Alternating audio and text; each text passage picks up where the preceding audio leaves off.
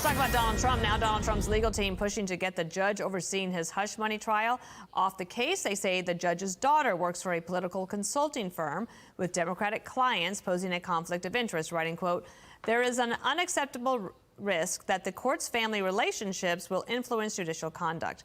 Joining us now, Fox News contributor Jonathan Turley, a constitutional law professor at George Washington University. Here's from the letter from President Trump's lawyers.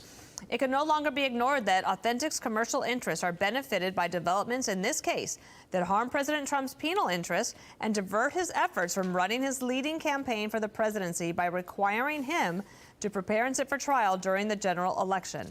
The DA's response to the case was that the daisy chain of innuendos is a far cry from evidence that this court has a direct, personal, substantial, or pecuniary interest in reaching a particular conclusion. I lay all that out there, Jonathan, so people get both sides. This is what they're saying. Now let's hear from you. Does the Trump team have standing here with this concern? Well, they have standing. You can bring this in a court of law, and that's where this belongs. It shouldn't be hashed out in social media.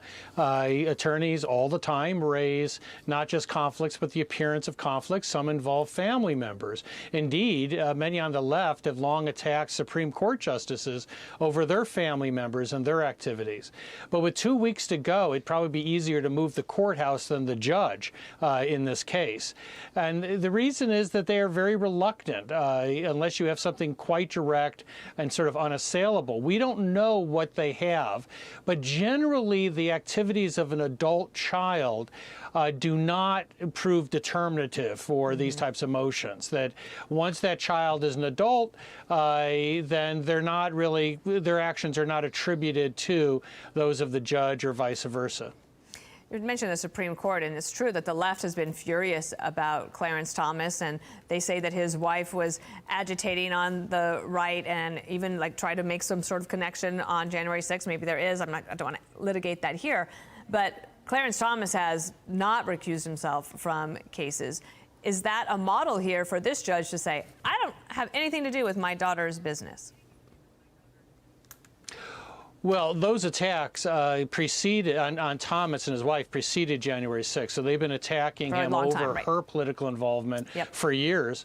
And I don't even think he has to cite that. I mean, the fact that it's an adult child is usually enough. But the Trump team is asking to file, and they appear to be suggesting they have something more. We'll have to see. When you look at these filings, you're looking for direct action from the judge or direct benefits to his family linked to the case. That can be campaign contributions. It can be campaign appearances. We just don't know. But the odds are against the team in dislodging this judge.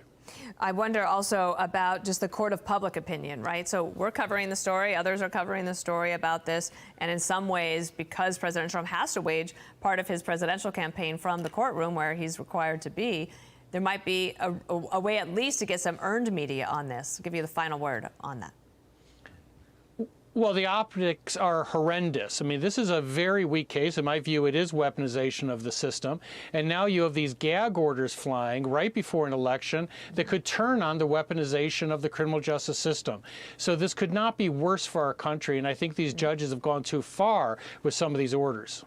Jonathan Turley, thank you for your thoughts this morning. We'll see what happens as this gets underway today. Thank you. I'm Steve Doocy. I'm Brian Kilmeade. And I'm Ainsley Earhart. And click here to subscribe to the Fox News YouTube page to catch our hottest interviews and most compelling analysis.